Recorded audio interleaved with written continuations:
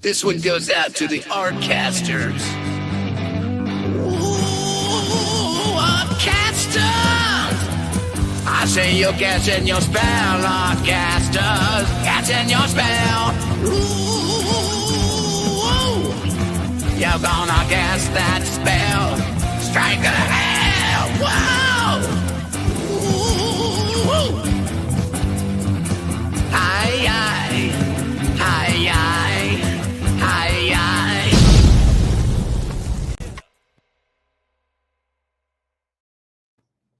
All right, welcome to episode 475. Am I right about that number, or did I punch that in wrong? Okay, No, so that's episode 475. That's crazy. 25 Sounds away. good to me.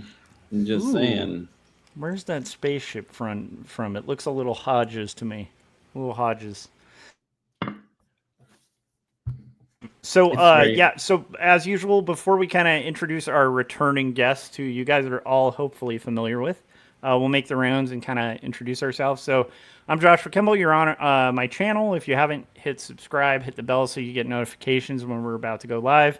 I am going to be doing a lot of live streams throughout the week. This is my last week of summer, and so expect a couple live streams to kind of pop up here and there. Occasional special guests. A couple live streams ago, there was a sneak preview of some original Scott Circland art for the next project. It's pretty cool. You guys should check it out. Also, by Jacob's Apartment and Two Stories. They're both indie comics. I'll be playing a new commercial for them during this episode that might have been made by a guest of ours, and maybe even a co-host here. So, so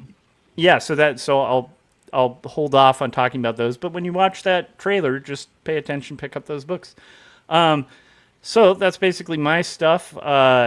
Scott, where can everybody find your work?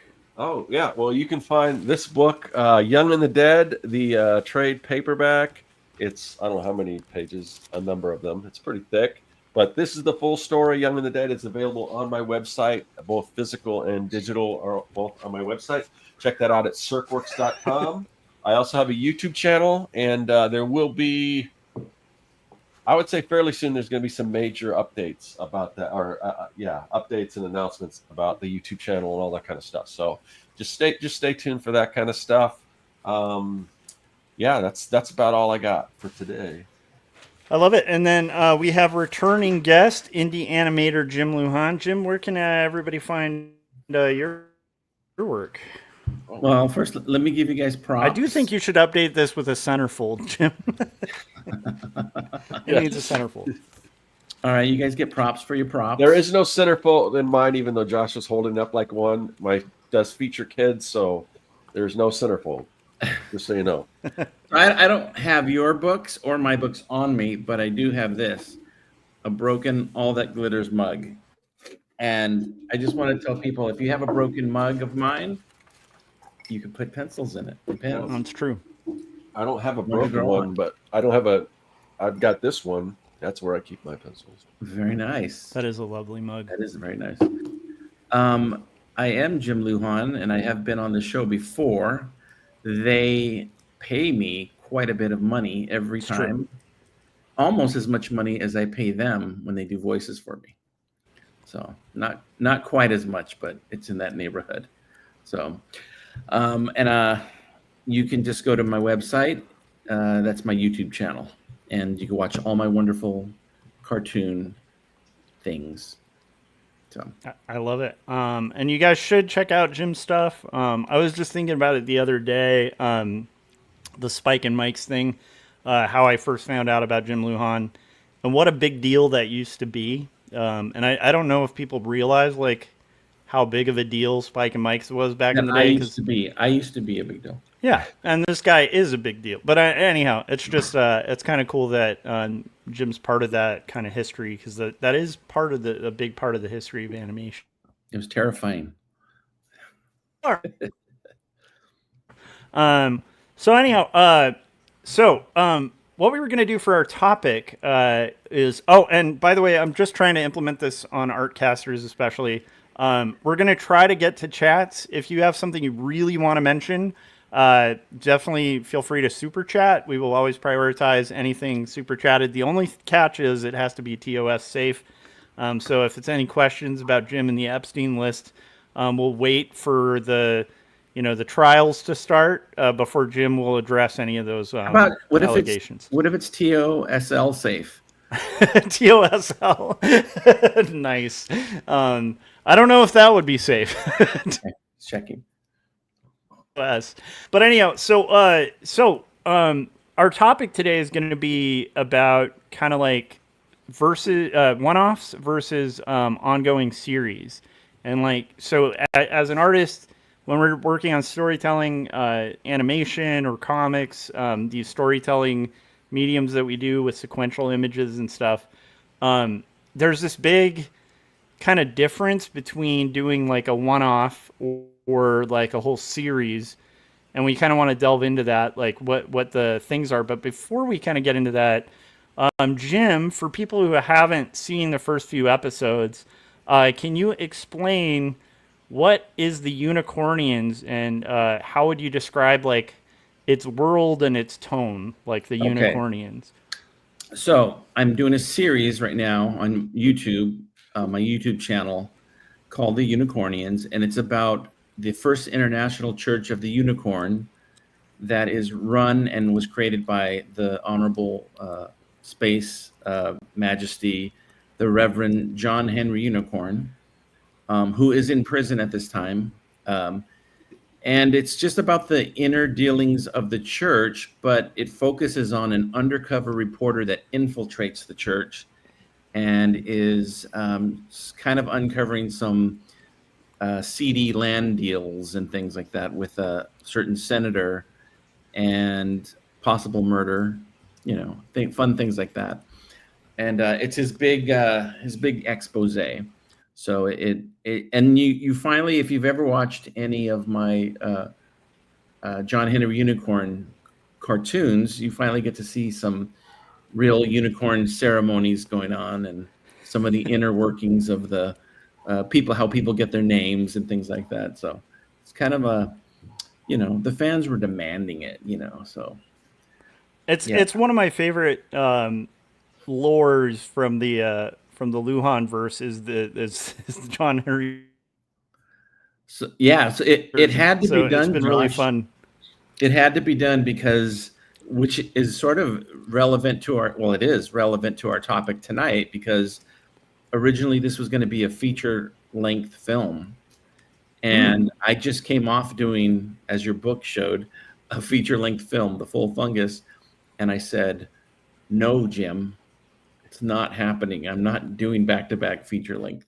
So this allows me to create this in small bites, but at the end of the night, you've had a giant meal and your stomach is exploding and you have diarrhea. So that's kind of my goal. Is to give people diarrhea. I love it. If I can give one child diarrhea, then it's all been worth it. And you can quote me on that. Gary Hodges. It's nice. It's for Jim does everything for the children. So it's like Wu-Tang. So real quick, so you kind of answered my question, because I was going to say, like, the original idea for the Unicornians, let's get into where that first came from, and then clearly you didn't always imagine it being like an ongoing series or an ongoing world. Anyhow, where did the idea come from first? For it. Well, looking back now, looking at some of the photos I've seen of the Reverend Jim Jones, I realize, oh my God. I think that's subconsciously where it all came from. No, actually, and this is the swear to John Henry Unicorn, that the design of John Henry Unicorn did not come from Jim Jones. I would tell you right now if it did, but it didn't. It actually came from George Jones, the country singer, which I know sounds like I'm being punny, but I'm not. That's actually the hairstyle and the look. In my mind, he had little mutton chops. I wanted him to kind of look like the possum, George Jones. So And just, I think, out of osmosis, because I think it just was seeping into my head, the Jim Jones probably, started, without even, that's because I think I drank the Kool-Aid. So, no, but I didn't design them after Jim Jones. So I wanted to do, I mean, this is way back. I don't know when, I think it was like early 2000s that John Henry Unicorn, the first one, came out. Yeah.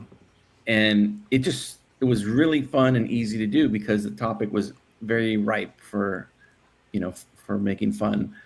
And I just and when I set out to creating the Church of the Unicorn, I absolutely didn't set out to target any specific religions or churches or anything like that. What I did set out to do was to kind of make fun of the cult of personality, pun intended. But Unicorn bless you. Thank you. So, but it just kind of morphed over the years, and it's been a long time since I've been doing these. And like I said, this was going to be a movie. I plotted out what's happening in this cartoon was plotted out sort of as a movie, and I decided to do it in small little chunks instead. And then at the end, I'm going to assemble it, and it will be a movie at the end, and that will probably air on television because I'm a huge television star. I think you know this. I think you all know it. So are you planning on airing these on Animation Plus then? Yeah, absolutely. The film version will air on Animation Plus the minute it's done. I love it. Oh, so you aren't going to do the shorts as well, or do the what? The shorts.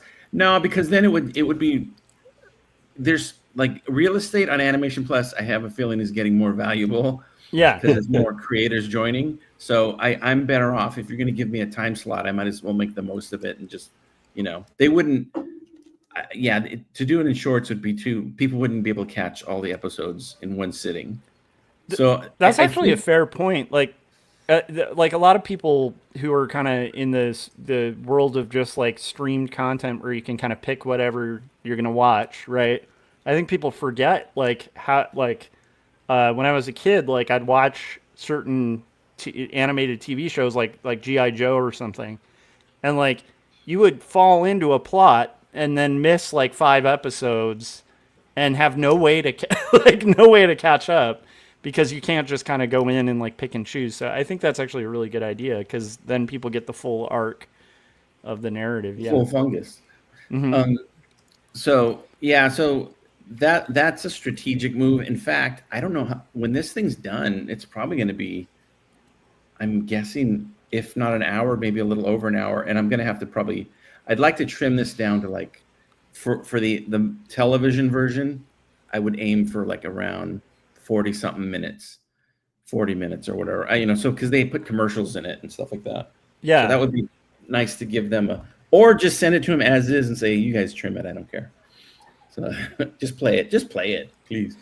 By the way, for those that don't know what Animation Plus is, it's a streaming channel. It's on Roku, Roku, Samsung TV, Plex, and huge announcement. This is really, really big announcement, you guys. Big announcement. As of today, Animation Plus is also going to be on LG Vimeo. TV? No, not Vimeo. God dang it. What's the ones that Vizio? Vizio, okay. Vizio TVs. And I think aren't those the TVs that come with in like Walmart? Yeah. So that is like triple the audience or whatever now. So it's huge. I have an LG TV, so when am I going to be able to watch it? Well, I'm very accepting of LG TVs. I think that's cool. Scott, if whatever way you want to watch is cool with me. Yeah. But everyone's welcome. So I love it. So Jim, real quick, but we're gonna delve into like the series versus standalone. But one thing, series or standalone, you do writing, animating, voices, scoring, all of it. Like the music, the majority of the voices, although you do collaborate a lot with that. what kind of keeps you working that way independently instead of like sourcing or building like a team to kind of do your stuff? Like, what keeps you solely doing it yourself? I think I probably know the answer, but I still am curious. Oh man, I wish you would tell me because, um, well, this is very cliche. This sounds like a set up answer, but it's these stories that I have. There's a passion for them to be told, and I want them to be told, and I kind of want them to be told in my way. Although I've always said this, when I set out to do something, it never comes out the way exactly like I planned it. Yeah. Including this. Like in my mind, I had an idea of what the Unicornians would be like and look like, and it's kind of not there, but it morphs into something really cool on its own, and I kind of don't fight against that. I kind of go with it. So so the exact answer is these stories kind of need to be told, and there's a lot of them, and I think that's what motivates me, and it feels good to tell them and do them. And lately in the last 6 years, 7 years, I don't know, when I've been working with other people, that's like a motivation too. I mean, that's really fun to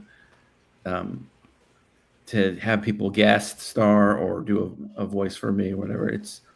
That's been a kind of a shot in the arm. Yeah, and like the last time we had a Crestline meetup, which is pretty cool. We have one coming up like next weekend, which is kind of insane that it's that soon. But it was really fun to see you doing like voice and crowd work like in the room where you were getting all of us to do like an audience and stuff. And it's like you could see anybody who's worked with Jim on that kind of stuff. It's like there's a passion and a joy for it, but there's also like this kind of orchestration to it that I don't know. It's very infectious. Like I can tell you get a kick out of just that part of the process alone. Oh yeah, yeah. I mean, I think if I was a live action film director, I would be the type of director that just sets the scenario. I'd be way more Larry David than I would Orson Welles. Yeah. I would just set the scenario, and then if somebody had an idea or something like that, I'd let them run with it. Yeah. As long as it keeps things moving forward. But yeah, happy accidents are the best accidents. It goes happy accidents, head-on collisions, airplane, and but yeah, I'm a big fan of happy accidents, and like that. It's funnily enough, this episode 5 of the Unicornians, which we're recording this on Tuesday. What's the date today? July 29th, right? Yeah. 2025 for the archivists in the year 3010. Yes. In 2 days, the episode 5 will be out for everybody on my YouTube channel right here, jimlujan.com. And there's an I don't really show anything, but there's an implied orgy scene, which is yes. But I could have really used you guys for sound effects for that. That would have really been my artistic peak. Yeah. Maybe next time, Oh man, I will say that episode is saucy and hilarious and kind of amazing, and you guys definitely want to make sure you're caught up on the Unicornians. Like right now is a good time to go catch up, so that on Thursday when it comes out, you can kind of watch it with everyone. I'm gonna do some kind of watch party on YouTube, where I'll play live all of the episodes back, not the episodes so far back to back, and answer questions and stuff like that. So I'll be doing that pretty soon. I don't know when, but before. I think that's a great idea. Yeah, because I mean, Dr. Hodges and we talk about this all the time about how we're terrible at marketing. We're not terrible at marketing. We're just lazy when it comes to marketing, because the minute we finish something, we move on to the next thing. Yeah. But I that would be a good thing to get interest in these things. Because and I think it would be cool to kind of pull together the community too, to just kind of have a blast, like celebrating the release of it and stuff. That would be cool. Hey, Plus, you know, it's like a when we do these episodes on secret YouTube, party, secret parties. It automatically makes a transcript, right? When we do these episodes, I believe so. So yeah. if I say I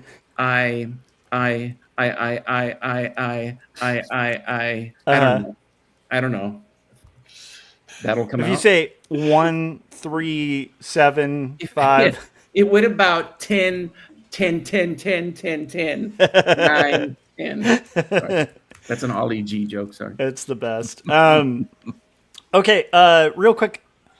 What do you think? Okay, and this will be for Scott too, because Scott, you've done standalone stuff, and then you just completed Young and the Dead, which was serialized, right? Well, yeah. I mean, it's a standalone story, but it was. It's a series. Yeah. But I'm trying to think how many like standalone things I've done. I feel like it kind of started as a one-off, right? Well, it did. Like I guess the comparison would be because like right now the one that I'm doing, I don't know what that is. I don't know if that's going to be like a one-off, one-shot, or if it's going to be a series. I'm not. Yeah. That I don't know. I consider a one-off to be like if you did a graphic novel, right? And then one day there'd be a sequel to it. It's still a one-off because somebody can just read. It's self-contained. See, I considered Young and the Dead a series where I would consider in comic form, obviously different than what you're doing as far as animation, but in comic form, I would consider a one-off, a one-shot, which is one issue. All right. A single issue that doesn't. Survey question for your audience, please. All right. How many of you out there, let's say there's a project that you're very excited about, how many of you would just want to watch it concentrated in one, like 2-hour episode, or have it broken up into multiple episodes over weeks? I guess you could say, what would the answers be? Number 1, type in a 1 in the chat if you want a one-off, and type in 2 if you want a series. Yeah. I'm just curious of what people, or just give us your opinions because we're going to sell these to the government. Yes, that's true. That is true. We definitely have that side hustle going of selling data. Dylan says series. So far we've got all series. A lot folks. of twos. A lot of twos coming up. Yeah, people like the series. I mean, as much as I love what you did with the Full Fungus as far as it was released as a full series, but that was also a lot of waiting. I think it's boiled down to the story. Like, if you could, do you think there was the way the Full Fungus was structured? Could you have broken it up? I'm not sure. 100%. Yeah, so that's could you? Okay. That's kind of the thing I was going to say with I wanted to talk to both of you guys about what do you think the different approach is between like when a story is going to have multiple episodes versus you're telling a whole story just as one quick one-off, right? It's funny that you mentioned the Full Fungus because I should probably talk to Animation Plus about this. I think I might want to put it out as a series on my YouTube channel. That might be a cool thing because then it would be a lot of episodes, but I think I might do that. I'm going to talk to them about that because Scott, it would totally work as a series. In fact, when I was in the middle of it, there was times where I was looking in the mirror saying, "You idiot! Why didn't you make this a series? Why are you doing this to yourself?" Because it's a long movie, and it was fun. It was fun making it, but it really would have worked as a series. Something I'm curious for the audience to ask them this. That sentence is going to look really good in transcript, by the way. Something I'm on to ask them for this. The episode. If asking was something we were doing, I would posit. It just keeps going. So the episodes of the Unicornians are about 6 or 7 minutes each, and I probably could have done something with episodes being like 2 minutes each, one, really super short. I wanted to know from the audience, mainly Dylan, wanted to know is like if you watch little tiny chunks, like 1 minute chunks, 2 minute chunks of a series, and there ends up being, 95 episodes or whatever, is that distracting, or is that, I don't know, how do you guys feel about that? Yeah, like Would you that's a keep good up with question. something Like, how like that? long do you want your like series to be? Do you want them in short bites? Would you prefer like big chunks? Would you, yeah. To me, Um, I would what think what? it just depends on the story. I mean, Yeah, if it what serves the story. Like I used to be dead set because I grew up with, you buy a comic, it's 21 pages, and that's what it was. But yeah. once you get into things, when you're moving away from like publishers and things, and you get into crowdfunding your own books or whatever, or just shows now that they're all on TV. They don't have to really work around commercials and stuff. I don't think that's so much a thing anymore. I mean, episodes of shows are just different sizes, and it seems to work. So So Paul, Yeah, although it's kind of interesting because you have kind of the Andor approach, right, which is much more serialized, right, where yeah. it's like you're getting chunks at a time, like little bits at a time, whereas like you also have ones that just drop the whole season at once, and it brings me to mind for me like a couple things, like um, do you approach it like, and Suspense. this would go for Scott because I guess technically Young and the Dead is one cohesive story, but you did originally release it as a serialized story. Does that affect the way you pace and tell the story versus just like a one-off? And then same with Jim, does the shortness of it, like the fact that you're serializing it, does that change your approach to like the little bits, or do you approach it the same way as a storyteller? Like, And you got what to are your know that different approaches? it's very important that we know that Paul Pate picked number one Nice. 5 times. I can answer that question unless you Just want to like jump in first, release Jim. 5 ginormous graphic novels that are No, 200 Scott, pages a piece. go for it. And then I'll also say this: there's a lot of good comments if you guys want to. Okay, yeah. So for me, I didn't kind of have that opinion when I started Young and the Dead. So it is pretty much, except for the last issue, which runs long, which is also typical in comics. A lot of times the final issue is like a double size or like a larger issue, but it pretty much follows that 21 page format throughout the series. Now, in retrospect, I probably would have done something different because there's a couple of scenes where like there's like an action scene or something like that, which I kind of did really like in a couple pages when I felt that there was more stuff going on that I could have made it longer, but I kind of condensed it.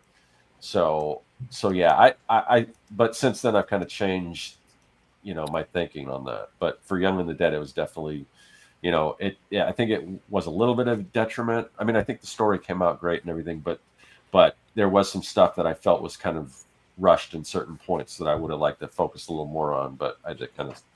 So you're saying like you were kind of committed to the page count that you had to kind of have certain beats like rest within that.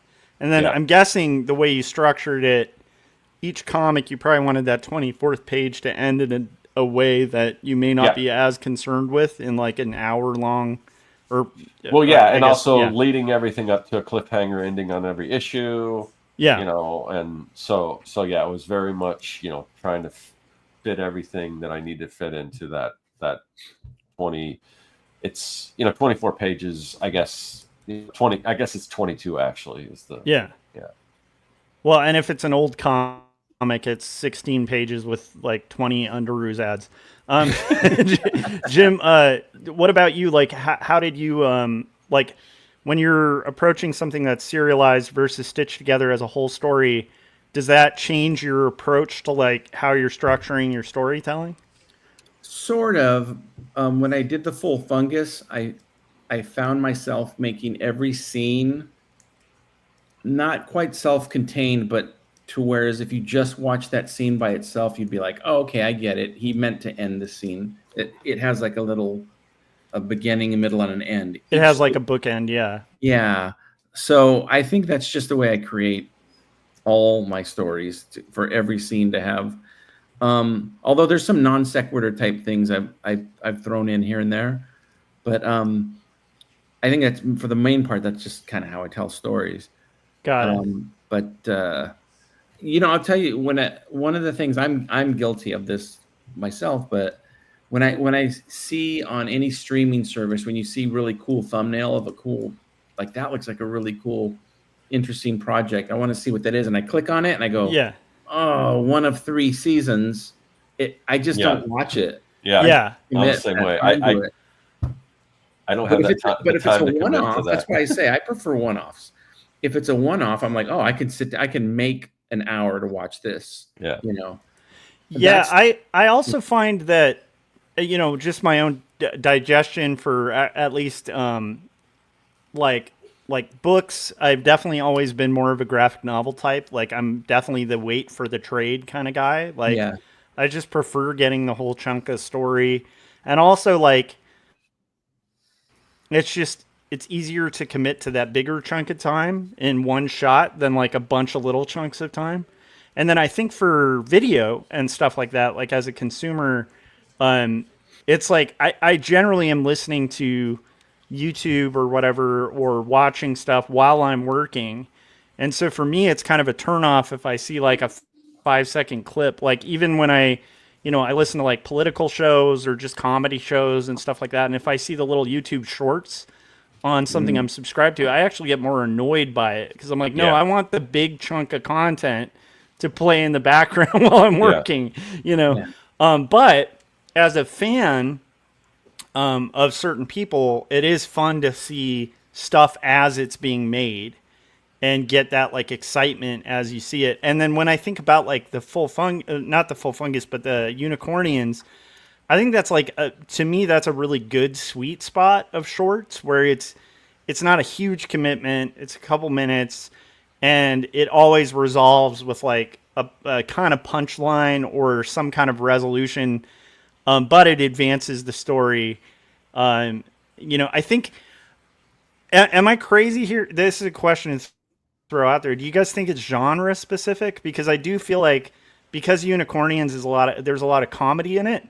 I feel like with comedy, you can get better results with like short segments than you could with like drama.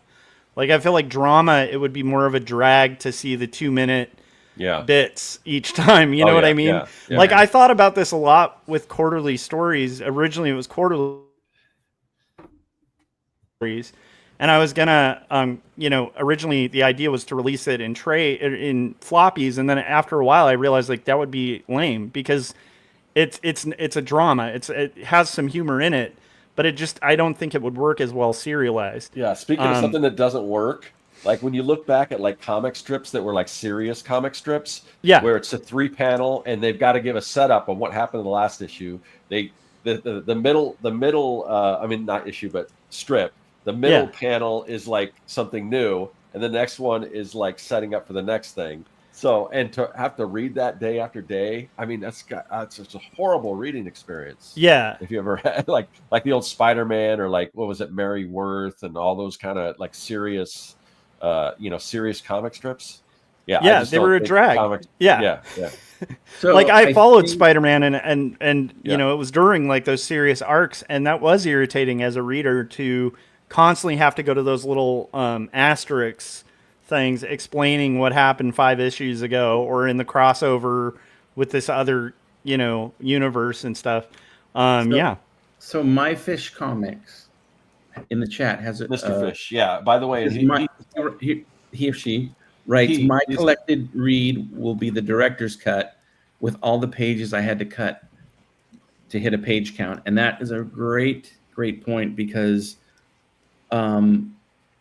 it's kind of the opposite this is the 4th time I've done series that turns into a larger project. Yeah. And every time the series has things in it that the bigger picture doesn't. Like it's always cut down to be series, you get some extra stuff. Like with you, the way you structured things, it's interesting because I think that with the bigger projects, when you're trying to do them as like a one-off, you don't meander as much like into like side characters which you will still do because it's a Lujan cartoon and you get very into like the character work. But I feel like you, at least observing when you make it, it does look like you have more freedom in the sense of like, I'm going to divert over here because I really like this idea. And So- you can kind of keep that through line, but have a little more filler. Whereas I think when you're having to edit them together, like you're getting rid of a lot of that extra stuff to kind of give it more punch. I don't know. It's interesting. So I read in your bio, Josh, that you're into music. Sometimes. And a series is equivalent, it's kind of like to singles, and then a one-off would be more like an album. Yeah. So a single, you got to get in and out. You got to, deliver. You have 3 or 4 minutes to deliver, a complete package. Whereas an album, you can go off and meander, and you can just, go off into a 10-minute xylophone solo. Yeah. Which I know that you've done several times. That's true. I love xylophones. Yeah. We so actually are using xylophones on the latest No Saboteurs album. Yes. Well, I'm a big xylophone fan. So I'm a xylophonist fan. But no, I see what you're saying, because it's kind of like if I think of like there's a Sonic Youth album called Washing Machine that has like a couple tracks that could be singles, but then there's like one of the best Sonic Youth songs ever called Diamond Sea, and it's like 20 minutes. Yeah. It's like you could not tolerate that on a radio station. Like it's just or I'm trying to think, like, what's the old school one, like MacArthur Park, right? Yeah. There's like the edited for like radio version, and then there's the album version that's like, do you know the story behind Donna Summer's Love to Love You Baby? No, I don't. You got to tell me. Not Giorgio Moroder, not the producer, but the executive had them make, I think, like a 15 or 16 minute version, because he wanted a soundtrack to his love making. Which it probably turned out. I was going to say that the single's probably more accurate to the act. Yeah, he probably could have played the single and would have been like, oh, yeah. The best story of this would be he originally edited it at 16 minutes, and then after having a session was like, it could be trimmed down. Yeah. Which actually really good love-making music is the Chipmunks, if you've ever... It's true. It's true. The Christmas album. If you slow it down to like a Barry White kind of, like, you can slow that. But by the way, I want everybody out there to Google Patton Oswalt Chipmunks. He has a skit, a little joke that he does about the Chipmunks, and it is the funniest thing, one of the top 10 funniest things I've ever heard in my life. So he about playing a Chipmunks album when he was a kid, slowed down. Yeah, it's fantastic. Anyway, that sounds amazing. Google that. But all right. But yeah. Oh yeah, because you could actually change like the speed of the record. Well, no spoilers, but Patton Oswalt said it sounds like a demon from like the seventh layer of hell. when Dave's yelling at him, he said it sounds like a demon yelling. That's great. And the way he's going, Simon. Well, anyways, but back to the lecture at hand. I recently read Young and the Dead, as you know, and I really enjoyed it. And I again, if I had to wait, it was like 11 years between each series. Yeah, between each issue. Yeah, not quite that much. Yeah, I think the kids in Young and the Dead would have had grandchildren by the time the last issue came out. The funny thing is, the story actually takes place within the course of like a day. So it's yeah. The funny thing is that Scott started this actually in the 80s. It wasn't. It wasn't retro. It wasn't retro when it started. Yeah. So, I did have. You know what's funny? I did have that happen. Jacob's apartment. By the time that got signed, nobody had a landline phone. And I was like, well, I'm just going to leave it in because it's just period appropriate. But it was interesting. Like, cars had changed and phones had changed. So everything in it was like late 90s, early 2000s retro. Like, it is interesting that can happen. Yeah. So, yeah, I mean, and also this is a whole nother show topic I want to throw out there, but I'm at about the halfway point right now. Around the halfway point, maybe inching towards the halfway point of the entire Unicornian series. Because guesstimate it's going to be 10 to 13 episodes. I don't know, around that. But I'm this always happens. I'm at the stage where I'm like, kind of like, oh man, the next project, if I could just be done with this one. And I'm still enjoying working on this, but I know this happens to just about every artist. When you start reaching the end of one project, you're ready to be done with it. Yeah. Yeah. And not, it's not a bad thing. I mean, it kind of pushes you to finish it. And then you also have to slow down and say, I want to finish this well. I don't want to. Yeah. Well, it also pushes, I tend to think that it has a couple benefits too, because it also pushes you to push the boundaries with what you're doing. Because like what I find is if I'm thumbnailing a page and getting bored with it, you know, hundreds of pages in or whatever, it's like, it just means I got to change my paneling or my pacing or something to make it more interesting. So I feel like when you say that, I picture you literally changing like the paneling on the walls. Yeah, it just means that I have to change the paneling in my house. The paneling on my roof. It's like retiling a roof. And it really helps creative, you know. It's that scene in Shawshank Redemption where I'm adding tar on the roof or something. Yeah, no, I totally agree with you. Like it can get wearing to work on a one-off depending on the size of it. Like I think when I used to do comics for like Devastator, it's like this, it was like a comedy magazine kind of thing, or like one-off comics for like an anthology or something. Mm-hmm. It was like a couple days to a week's commitment, you know? And so it's like, you don't tend to get bored with it. You keep it pretty fun, and you have the restriction of the few pages. So you don't have that opportunity to get like absolutely to that point of like, oh, like, you know, with the project. Whereas like with a big project, you're right. There is that inevitable kind of like moments of burnout and stuff that you're not going to really experience with like a short, at least with a short. Watch this segue. That ad that I did for you, that animated short ad, I love it, by the way. Well, we should show it. That's actually a good that's my segue. Well, I was going to say that scratched an itch that I wanted to do a short, just something like a little, get it out there, you know, and then go back to my business. So that really, it felt good to do that. So plus, the community at large wanted you to be able to take pee breaks. And right now you only have Frank's video, and I know every time you play Frank's video, you have to pay him $11,000. It's true. I'm getting a little broke from all those residuals that I have to pay out. A little bit. But should we set it up and say who's in it or the video? It's up to you.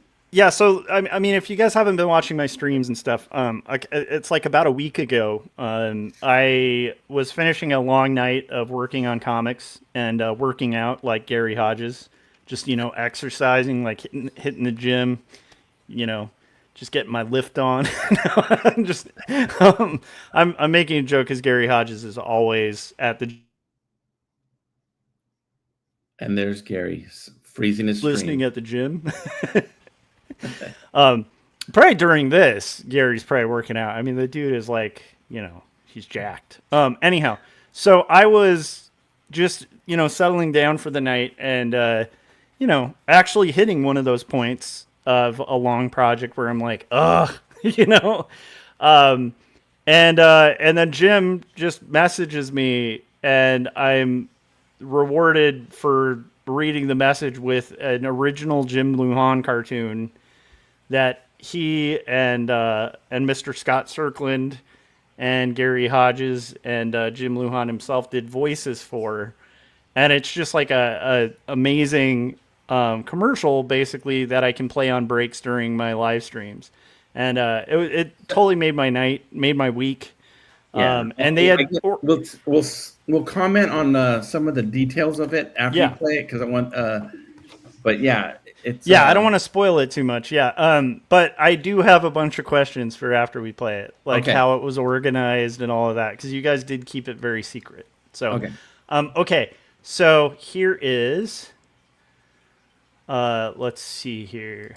I just saw Jim said hello in the private chats, and I'm like, okay. All right. Let's see here. Uh, let's Kremble Files. This is a brand new Jim Lujan cartoon that Jim kindly sent. So here it is.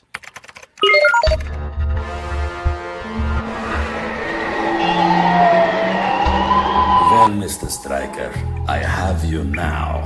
There is no escape. You will tell me where the Kremble files are, or you will die beneath the crushing electric arms of my shocktopus. I hear you chirping, little birdie, but JT Stryker ain't no stool pigeon. Very well. You have left me no choice. Bring out the doctor. Say hello to Dr. Hodges. I'm sure you're familiar with the doctor and his work. If by work you mean the murder and torture of innocents, yeah, I'm familiar. I've waited a long time for this moment, Stryker, and I'm going to enjoy every minute of it. That's what your mother said. Well, that's a horrible thing to say. You don't even know my mother. Don't let him interrupt you. Come on, man. Look, fellas, we can tango here all night, but it doesn't change a thing. You're never getting the Kremble files. Oh, I beg to differ, Stryker. I have certain negotiation methods. Your mom has negotiation methods. Stop it. That didn't even make sense. That's not even... It's not applicable. Listen up, compadres, and listen good. Option 1, I'm giving you 2 bozos and out. You untie me, I walk out of here, and everybody goes home happy. Option 2, I kill everyone in this room and then... You idiot! You killed him! I felt triggered. I've been learning to stand up to bullies.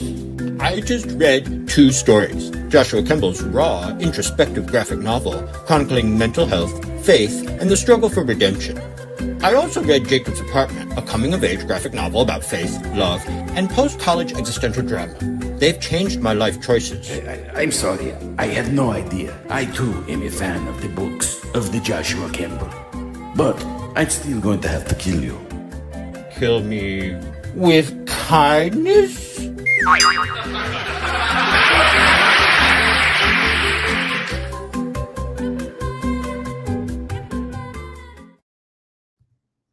Yes. I think you're on mute.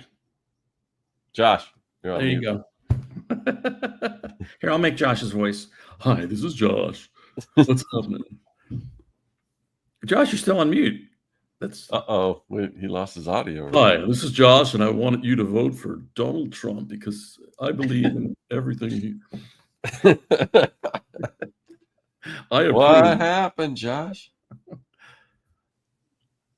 Uh-oh. Well, I'll tell you what Josh is saying. He's saying that if you read 2 stories in Jacob's Apartment, you too will learn how to stand up to bullies.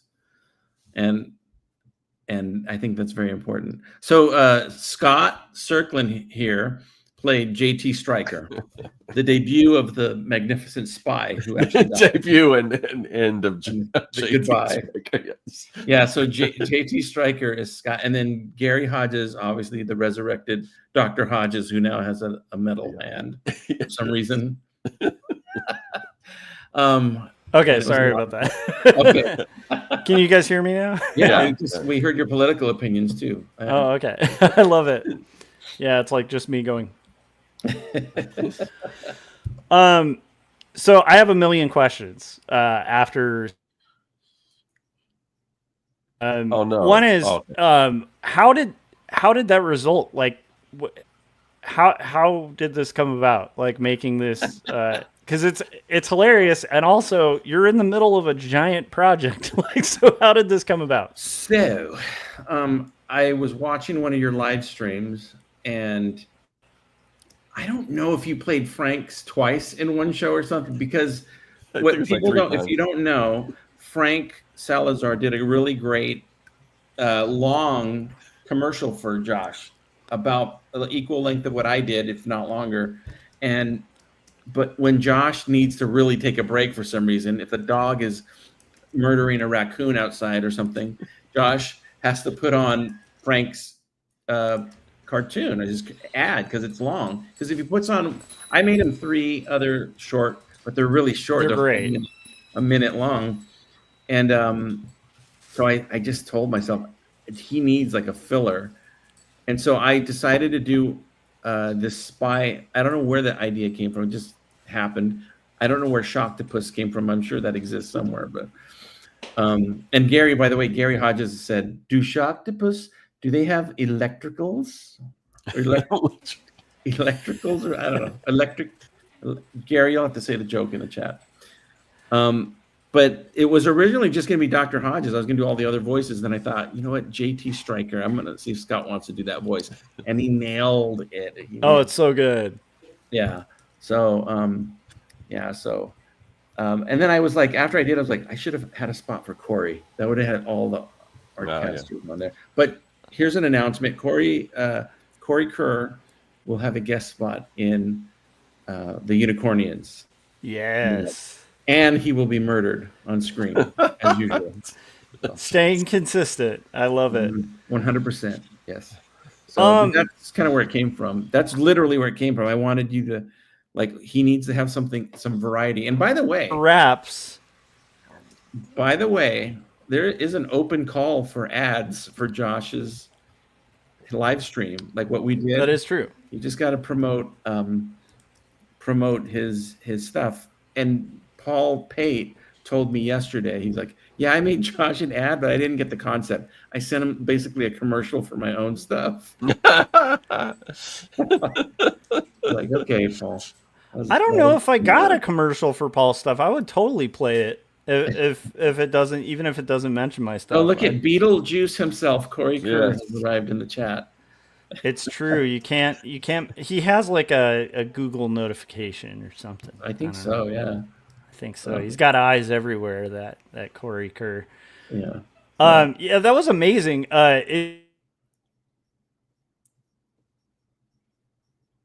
Production, like, the audio just sounds incredible. Like, I don't know. I guess you've been doing it long enough to where you can just knock them out. I don't know. Yeah. That's pretty impressive. I got lots of a big library of saved sound effects on my computer, and plus I have you guys to make noises for me, so that's always good. But so I have to say, Scott Circlin, if people are out there and they need a voiceover artist, go to that guy, because that was excellent. My only instruction to him was make it kind of like a Bruce Willis-ish James Bond. Yeah, and he nailed it. It was great. And Gary Hodges talks like Dr. Hodges in real life. Yeah. Anyways, there's no change at all. No change at all. So, by the way, Gary sent me a video of some guy making eggs, and the guy it kind of sounded a little bit mouth breathy.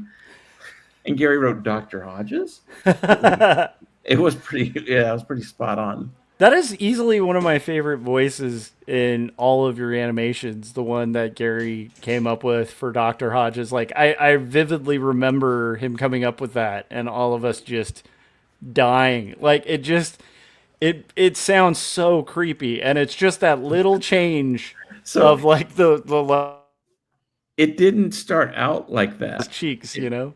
Dr. Hodges originally was going to be like a respectable doctor, and just like many things in life, the humor escalated, and it just became to the point where now he's Dr. Hodges, with a cholesterol of 1100, So, but yes, I like to see Dr. Hodges at a bar picking up women. I mean, how that would go. Yeah, I don't know if you related this to Josh, but there's also a little behind the scenes. There was an ad lib, because the way the script was written, when my character dies, it just cut off. He's in like mid sentence. So I'm like I think it would make sense to just continue that so it feels more natural when he gets cut off. Yeah, and What did you say, Scott? Yeah, Well, you had the whole thing with Garrett with Dr. Hodges' mom. Yeah. So I think I said something like, "You guys get out of here, or I'm going to kill every one of you and go home and beg Dr. Hodges' mom." Yeah. And then it just got really vulgar. He started going in like 10 minutes of how he was going to do. And I was like, Scott, I should have done that. Yeah. This is not the kind of ad lib. It just starts bleeping him out like the whole time. It became like a 10-minute tirade against women. Like, not again. Not here. Not on my watch. So what's like a red pill podcast? Well, he is a James Bond that's type beautiful character. So yeah, but what a great voice. That was a great.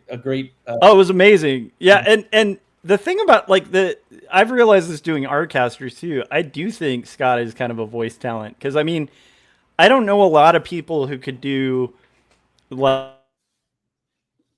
Gene said entire like hour and a half just improvising it or Vincent Price without breaking character. It's Scott does have some acting chops. What you're talking about because I don't know anything about Stan Lee or that's true. I don't know any of these people. I have no idea. You tell me there's no Santa Claus next? That's true. That's fair.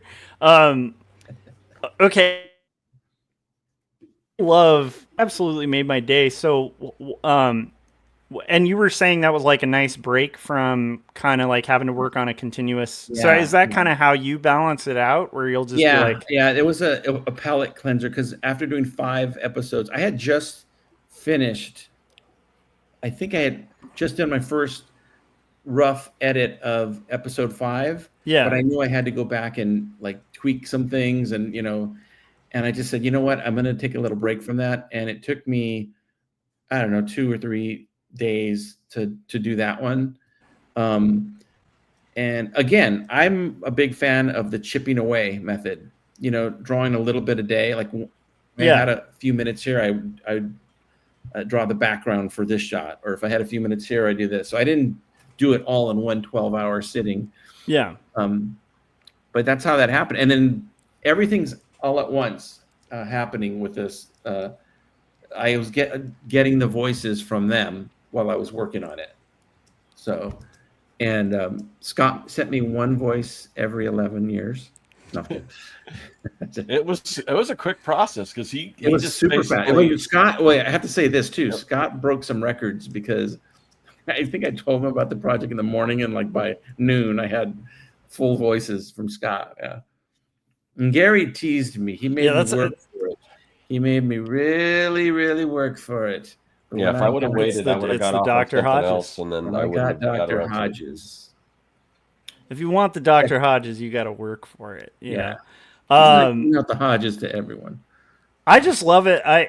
It made my day. I think that's one of my favorite characters too, and so just including that in one of the promotions is really was really cool because I was stoked on multiple levels because I'm like, cool, now I have more Dr. Hodges stuff because he's hilarious to me. I thought to myself this would be a really great surprise for Josh, especially with the guest voices in it. And I said, when I sent them the email, I said, guys, my goal is for Josh to be stoked at many levels. And it just paid off right now. Every level is stoked. Oh, for sure. I mean, it was unbelievable and totally unexpected. And I've mentioned this before, it's like, we're all friends and stuff, but I'm fans of your guys' work. So the idea of somebody like an artist taking their time to kind of make something that's specific for me is really kind of a magical experience that well, my pleasure. I wouldn't have decades ago. Okay, real quick, how do you kind of that's Corey said he's arrived late to be killed. So if somebody wants to kill Corey Kerr, he's in Idaho. I'm just kidding. We'll just mention his address. No, don't.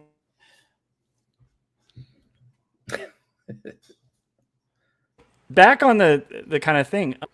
I just blipped out again. By the way, I'm getting fiber optic internet connection in like a week, which I'm stoked about. Yeah, because Spectrum you're a little bit like Swiss cheese. Well, by the way, that's not his internet. Josh has a condition, so medically we can't make fun of it.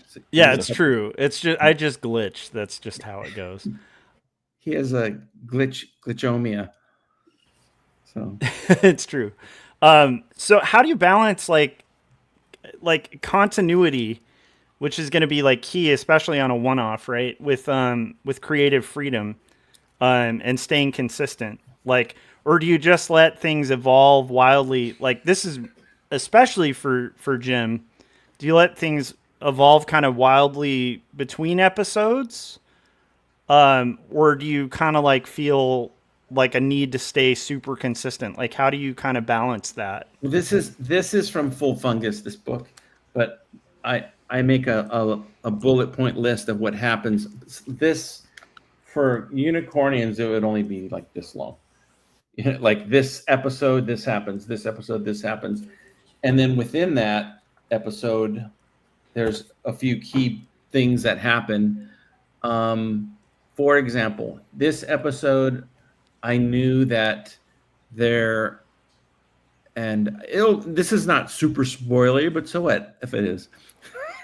But this episode, I knew there had to be a unicorn induction ceremony of Vin Haven, who is an actor from a film I did called The Night Eats Its Own. So Tom Racine plays Vin Haven. I wanted to have him in this episode. I knew they were going to be at his mansion. I knew there would be some kind of unicornian orgy happening somewhere. It also just fits so perfectly too, because it's like a creepy cult with an actor. That makes perfect sense. Like a huge action star would be a part of a creepy cult. By the way, this is the second or third orgy I've had in one of my cartoons, so I don't know what that says about me or Sean Combs. So I knew that I wanted to have this. I wanted to show a unicornian ceremony.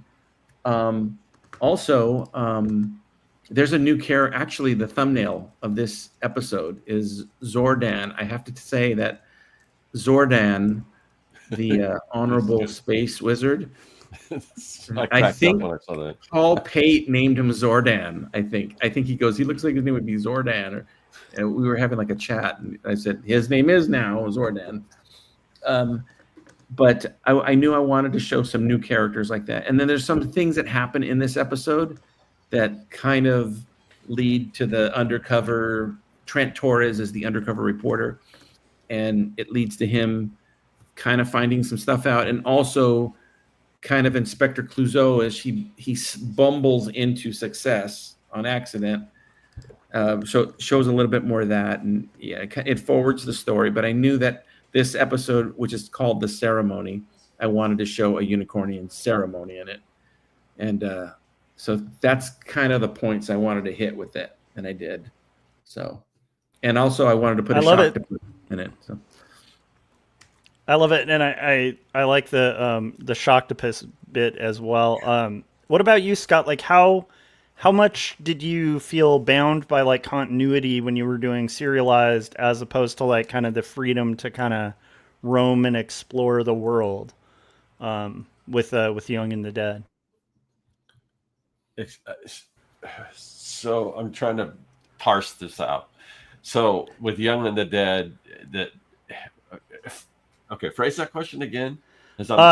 So like, when you were working on serializing Young and the Dead, right, yeah. How bound did you feel by like the overall like continuity versus like the freedom to kind of explore and roam and stuff within the world? For me, it's I mean, I work from full scripts. I write a full script, even though I'm the only one making it. I don't usually typically do like Marvel method or anything like that, where I just kind of see where things take me. I mean, in the beginning, I didn't know exactly where everything was going, but definitely, as I decided, oh, this is bigger than just a single story or whatever,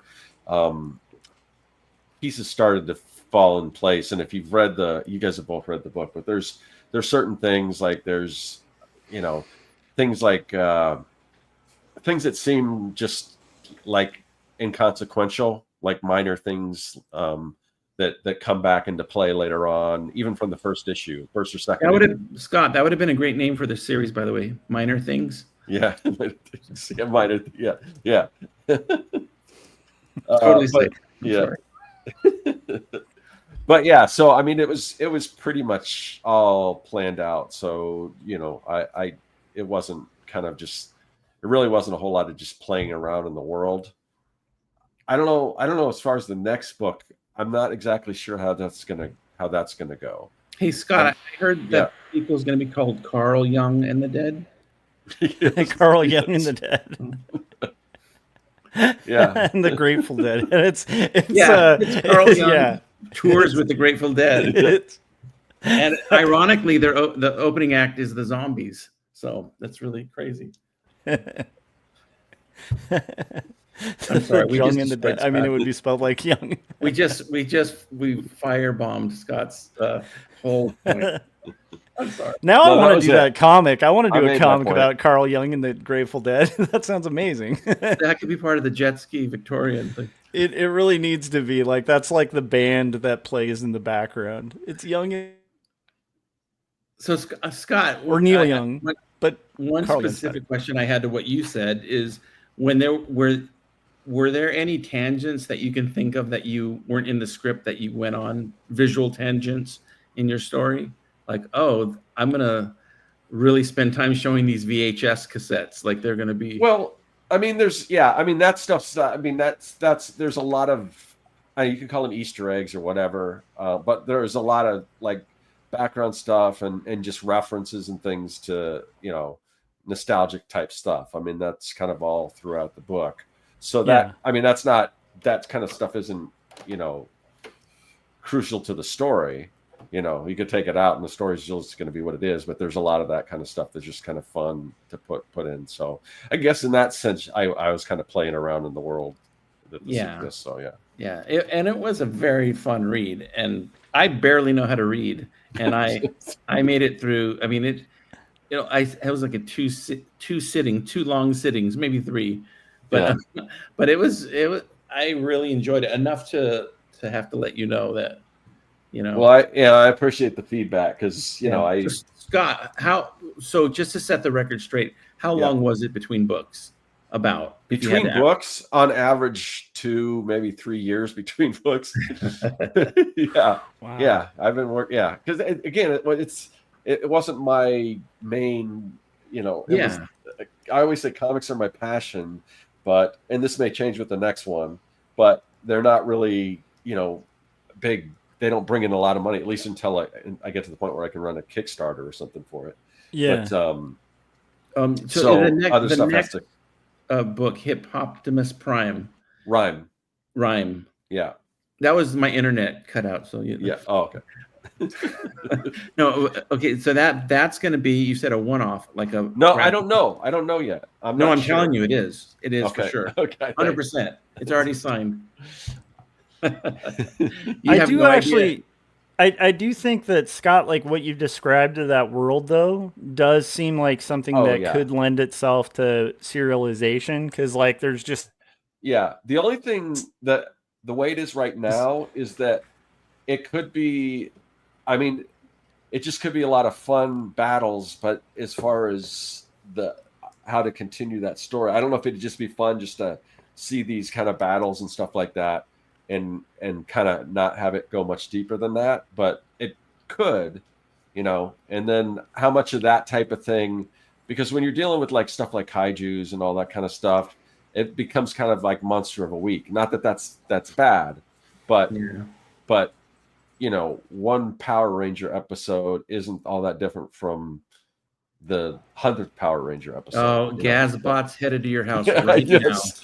He's gonna. Yeah, that's a good point. He'll tell you all the differences. Yeah.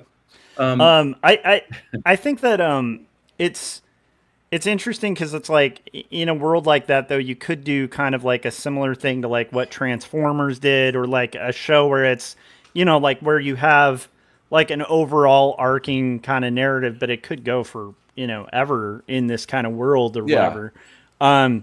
It's interesting to me, like that difference I could see there being a lot of fun to serializing because I've been working on like really big one-offs for years, and it's been a long time since I've worked on like something that was serialized. I don't even know if I've worked on I something that don't was think you serialized. have. Yeah. And I can see it. Well, I did for a little bit. Like I used to do a comic with Lawrence Ross for the Root.com. It was like the Root Washington Post. And we did a weekly comic strip for a year. Oh, And it was a wow. political one. So that was kind of interesting, but it was like serialized in the sense it wasn't a continual story. It was just Can like we a see gag those a week. anywhere? Are those available to? Yeah, they're on my website and Oh, stuff. that's But cool. Wait, you have a website? I Okay. do. But it's like one of the fun things about that, and then I could imagine writing it because that I was just kind of like a hand just drawing the stuff, right? That Lawrence was writing, but I could see where that could be really liberating to be able to really deviate and go into different directions in the world, kind of like Scott, if you chose to kind of make your world like serialized, where you could, spend a week in like a part of the city or something. You know what I mean? Like instead of having to just continually be kind of consistent in the story, you could have deviating episodes. I think of like in the Sandman, there's like Death, the High Cost of Living that just kind of goes Right. off on this little Yeah. side story, and I think that's kind of a cool thing. What about like Jim with you when you're serializing? It is funny because it's like when you're serializing, do you feel more freedom to kind of go on those like go out there, and then how do you rein yourself in, or like with a serialized thing and not just make it the eternal story that never ends? Absolutely, I think I do when I'm working on a series, because again, I have the series in mind is the big project when it's going to be assembled. Yeah, And I know that there's certain things I can cut if I need to, that are like little tangents that aren't super necessary to the story, but it's tricky to rock a rhyme. The rock, right? Yes. yeah. It's tricky Especially to on pick time, which ones you're gonna cut because you're like, oh man, I should have included that. That would have been necessary.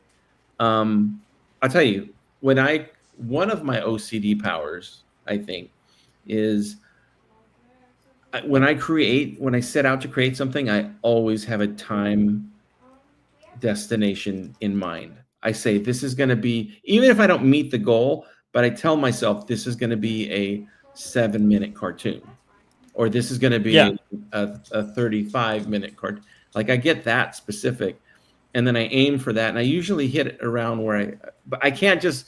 I was telling Gary the other day, I just can't create open-ended, like, oh, this is as long as it needs to be. Yeah. I know that sounds great, but to me, I need some kind of control mechanism at the end to say, here is your limit. You will stop at this. So kind of work everything to get to that goal. So that's why I'm mentioning right now, I'm saying 10 to 13 episodes. Yeah. Myself a little slack, but I can't just say, well, the Unicornians will end when the Unicornians ends, because I don't know. I don't like that that undecided, I'm not the Grateful Dead. Okay. Kind of similar. I feel like I have to kind of set some parameters. Like music always reminds me of like animation too, because it's like you kind of have to set parameters to a song. Otherwise, you could end up with like a 3-hour song, because playing music's fun. Josh, recording. If you have a choice between 55 snare sounds, yeah, you're gonna spend 3 hours picking a snare sound, and then the song's not gonna get recorded. Yeah, or 55 instruments. Like even if you have a lot of instruments, yeah, its limits are good. I'm gonna record this as if it's a 4-piece band, and then maybe I'll allow myself to layer a little more. Like that's going to be a lot better than being like you can use every track, to eternity. Limits are, for a creative person, limits can be really good. Yeah, I totally understand that too from an editing standpoint, right? Because that'll help you be less. You have to kind of be able to kill your babies, and like it's like in that case, like okay, I definitely need to like get rid of some of the stuff, even though I love it. Like it's not working as efficiently or effectively in this time frame. I can see where that's beneficial, but that's cool. That's kind of a cool thing and probably good advice, you know? Yeah, yeah, I think so. I just I think that when I'm done with this book and with two stories, I want to eventually work on something that's kind of serialized and can kind of sit for a while unfinished, you know, or go for a long time without like going to like a definite conclusion, you know, where you can kind of meander a little bit creatively. But I think if I do delve into that, I think what you're talking about is a good idea. Is like still have some limitations because otherwise you could end up just deviating. You know, So that's interesting. before I did the Full Fungus, the feature length film, Yeah, I was coming off of like 3 in a row of what I like to call my sweet spot, a 15 to 20 minute film. You know, yeah, I really enjoy doing those uh, because you get the benefits of a feature length because you can meander and you can do all kinds of stuff, but it also is kind of it runs perfectly for television, you know, where they can put commercials in, and for Animation yeah, Plus that works perfect. So it worked out. I did 3 of those in a row, and I just felt like doing like I need to do a long project, and then I did for over a year and a half or whatever. I did a long project, and then immediately came out and said I want to do shorts. Like yeah, I don't even want to do a 20-minute film. I want to do shorts, but I really don't want to do shorts. So I said, well, I'll do what I did before. I'll make shorts that lead into a big, you know, assembled film. yeah, But I personally, I don't have the motivation to do really, really short cartoons, like get in, get out, and you know they're 3 minute long, which would be really smart to do. When I did yours, that was kind of an exception. But and then I'll do commercials every once in a while. You've seen them, like I'll do yeah. commercials. That kind of scratches that itch for me. But for the most part, I just think I like telling bigger stories. I do. I like telling stories that can drift a little bit and then come back, and you have more room. I'm an album guy, not a single guy when it Yeah. comes to creating stuff. Yeah, I feel like kind of a similar thing where I think it might be advent like guy, but I'm more of like long-winded even in my speech. So like it's the idea of being really so succinct is really tough for me. Um, Out of curiosity, like okay, a couple of questions that are real Jim specific.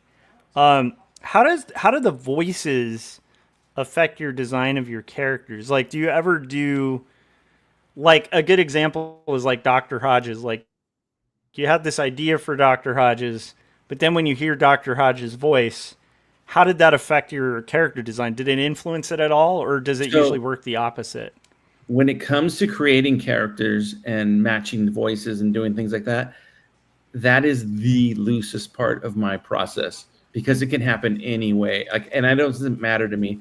I can design a character and then have somebody do the voice after, or I can have somebody record the voices. And so I don't really sit there and go, well, what would, I mean, I guess I do kind of in a way match it, but it's a lot looser than you think. And things happen in different ways. Like with Dr. Hodges specifically, he didn't even look like he looks now. It was a regular looking kind of, well, in my terms, regular looking character. He was a different looking character than the Dr. Hodges you see. And then, oh man, I think talking to Gary, then I think I designed him the way he looks now, but I still wanted him to be kind of a serious doctor, you know? Yeah. And one thing led to another. I bought Gary a bunch of apple spritzers. And no, that didn't happen. But Gary, I don't know where the humor came from, but maybe Gary saw the picture and said he sounds fat, which I'm not fat shaming. I'm just saying he literally sounded fat, like dope, you know? And Gary came up with that voice. As Gary put cotton in his mouth, which he was doing the Marlon Brando Godfather method. He's And very method. Gary came up with Dr. Hodges' voice, 100%. He came up with the voice, and it's hilarious. And then as he was doing that, the dialogue started getting more and more perverse, and just he was a horrible person, and that's how he was born. But that's a specific example. Like, so I think I don't have like a cookie cutter method for making characters. They happen different ways. For example, I have characters for the next episode that I've already drawn, but not necessarily sure who's going to play them. I'm going to play them, or somebody else will play them. So like sometimes when you draw them a certain way, it influences the way you do the voice. Sometimes when you do the voice, it influences the way you draw them. It's kind of a give and take. Okay, for me, okay, that's a good point. For me, if let's say it's a cartoon where I'm doing all the voices, then I look at the character and go, oh, he or she would sound like this. So for me, yeah, I'm visual like that. But for other people, the way it happens with other people, it's when can I get the voices? Well, I've already drawn all the pictures, so I'll just, he's going to have to sound like this or whatever. I love it. So like another example, like Naughty Boy, was that influenced by the character or by the voice? Like, was that something where you tracked it and you adjusted it, I did so Naughty Boy is from from All That Glitters. And he's also in the Unicornians too, a little bit. Yes. He's like a rapper, a modern rapper. So that one came from, I did a music video for Counterclockwise, and there was all these fake bands that I put on the wall of a record company, including Mary Tyler Hoare, who's in Full Fungus. They were a band. I made a fake poster for them. And then I had this character that looked like Bobby Brown in the 90s with the Gumby hairdo. And his name was, and he had a big chain, and his name was Naughty Boy Swanson. So, and I always liked that name. That was a stupid name. So I wanted to make a character that was an actual modern rapper, because everything I do is like retro because I'm old. And it just defaults to retro. Like, I'm going to make a band and they're going to look like an 80s band. So I wanted to make a modern character, and then that's when I redesigned Naughty Boy to look more like a Tekashi 6ix9ine or, Future, Like a trap rapper, yeah. Yeah, like a trapper, as we call them in the industry. But and so that's where that came from. And Deacon Burns did the voice for Naughty Boy, and he came up with that voice. And I told him what the mood would be. Well, like, for example, the most difficult character I ever had to work on was a character named Joshua Kemble. Yeah. From the that one was deviating so much from. Yes. So yeah. Such a hard person to work with. And I feel like with that one, the drawing definitely influenced the voice. Oh, and I own all the rights to that character too, by the way. Oh, Jim, Yeah, you got to bring at the retreat. You have to bring an updated version of your book just so I could read it, because I got to read Joshua's. That's a pretty lucrative biography. Yeah, I'll give you an updated version of it. Okay, cool. Yeah, that's true. I printed the first version of the Full Fungus book. It didn't have Josh, and I forgot. I was like, oh great. So I think it didn't have Dr. Hodges either. That's true. Gary said some of Dr. Hodges' outtakes really lean into his perverseness. Yeah, I was gonna say, if you guys think Dr. Hodges is perverse, you don't want to hear some of those outtakes. Yeah, in fact, I've sent those to the authorities. That's true. So it's part of the investigation, ongoing. But yeah, I love it. Yeah, it comes from character design comes from me just seeing things or drawing a character like sort of like a celebrity, influenced. But the voices happen in all kinds of different ways. It's unique pretty much to each character, how it happens, or there's a story behind each one. But I don't really have a set method for that.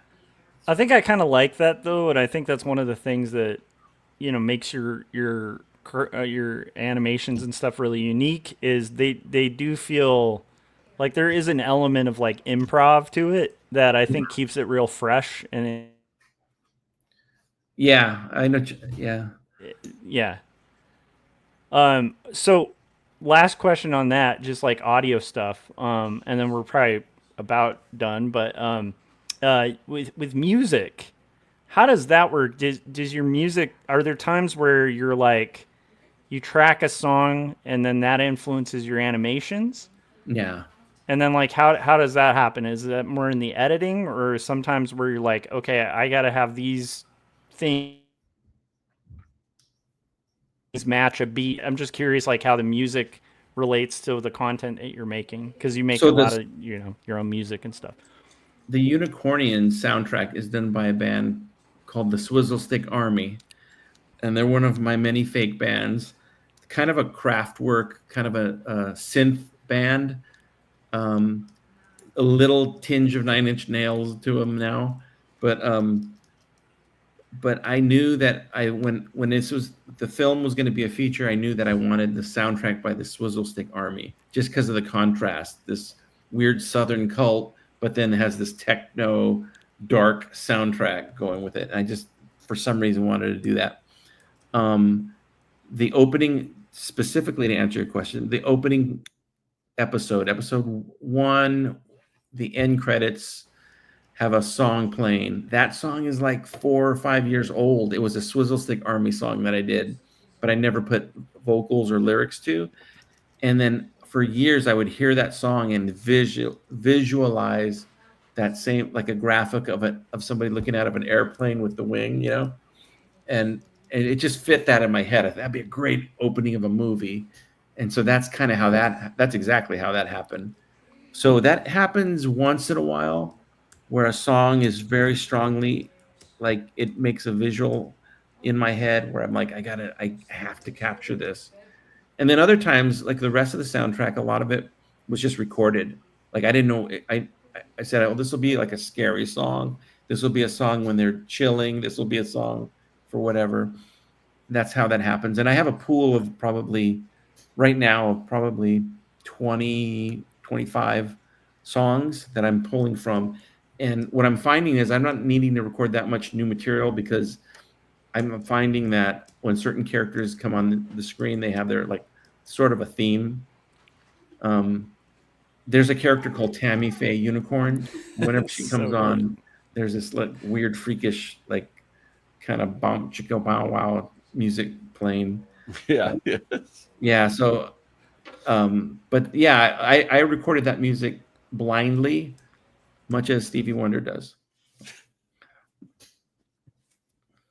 Both I'm sorry, musical Stevie. geniuses. Stevie's listening. I'm sorry. No. I love that though, because I do think that's fun that it's like not set in stone, and that it's kind of like it's like a give and take, where there's times where it's like influencing the animation, sometimes where the animation's influencing the music. I think that's really cool, how that kind of interweaves, you know. Yeah.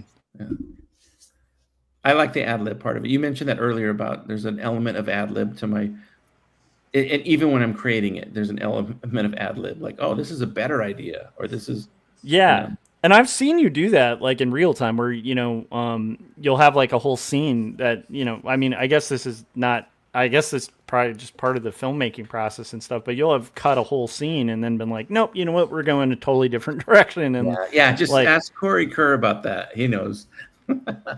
But I think that's pretty cool. I think that's one of the cool things about kind of doing indie stuff, is you can kind of redirect and not have to worry about like a $10 million budget having to adjust or something like that, you know? Yeah, it's opposites attract.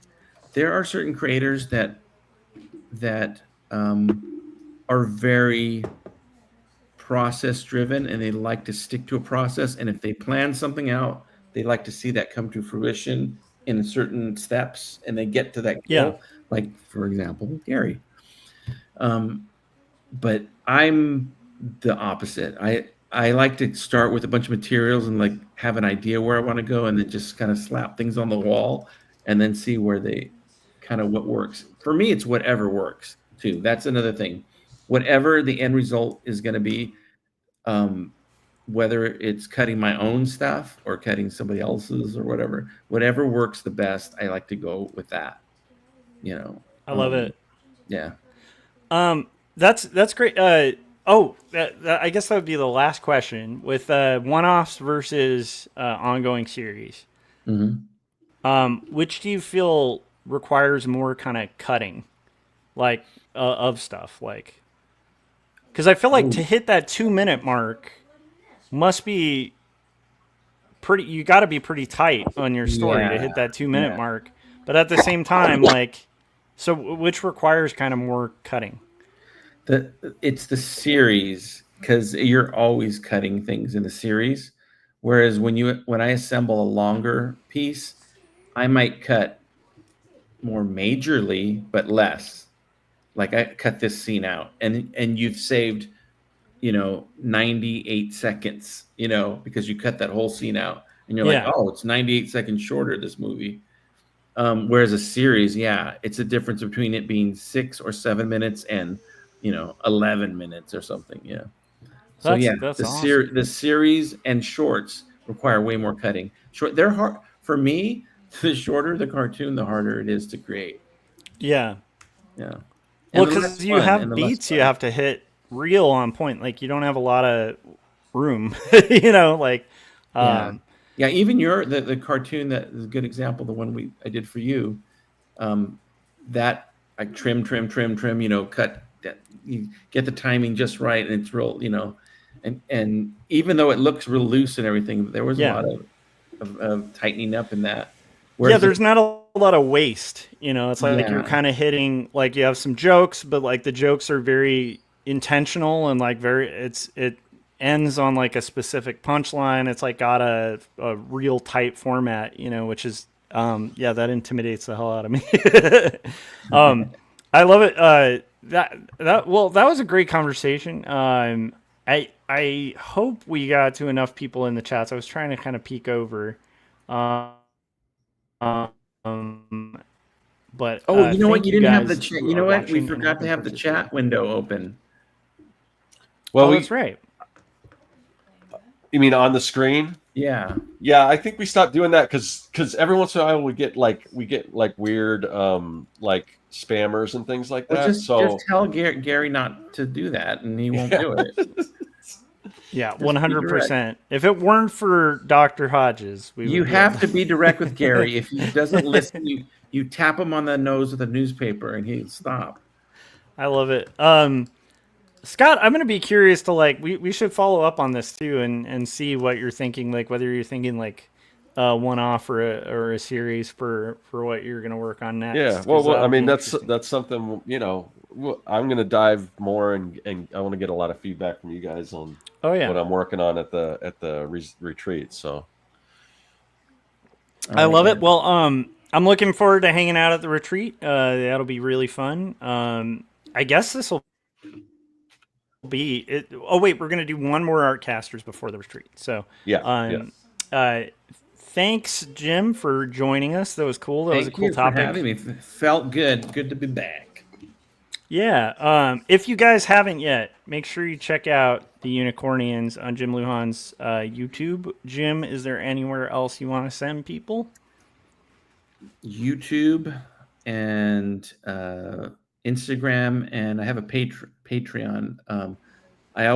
Everything I do, I post on my Patreon account before the rest of the world sees it. So right now, episode 5 has been up for a few days on the Patreon, and there's extra stuff on there too. Yeah, you guys definitely should contribute to Jim's Patreon, which actually is a good reminder because I got a notification like a day ago update my Patreons, and I do need to do that for the people I'm a patron of. But Jim is definitely worth supporting. There's a lot of cool extras and fun stuff, and aside from that, you support that kind of stuff, you end up with cool indie animation, which we don't get otherwise without support and viewership. So cool. Scott.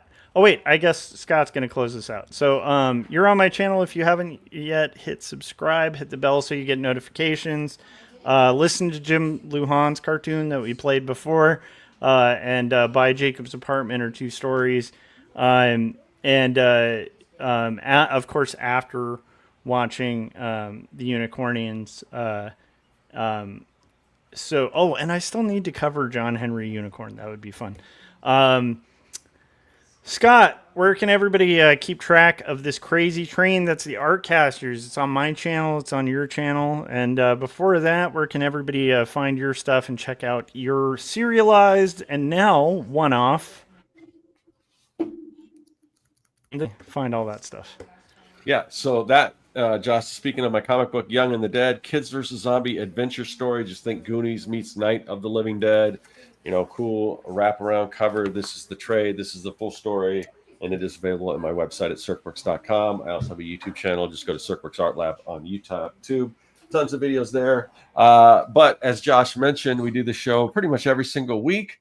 But we alternate back and forth between Josh's channel and my own. We typically do it on a Thursday, but that can change. It will be changing, at least, you know, temporarily coming up. So all I'm saying is that if you want to know when the next episode is going to be coming out, who the guest is going to be, what the topic is going to be, all that stuff, join our mailing list. We don't spam you or anything. The only thing we do is usually at least 30 minutes or so before we go live, we send out a newsletter with a link telling you where to click on, because YouTube doesn't always notify you. So that's what that's for. So join the newsletter, link in the description. I love it. Thanks, guys, and we will see you on the next Artcasters, which will be the last Artcasters before our Crestline Art Retreat. So definitely make sure you guys are following our newsletter. We're probably going to be doing live streams at the retreat as well. I'm planning on doing some live streams, and we're also planning on doing an Artcasters. So make sure you're following along. All right, we will see you guys on the next one, and goodbye. Thanks, guys.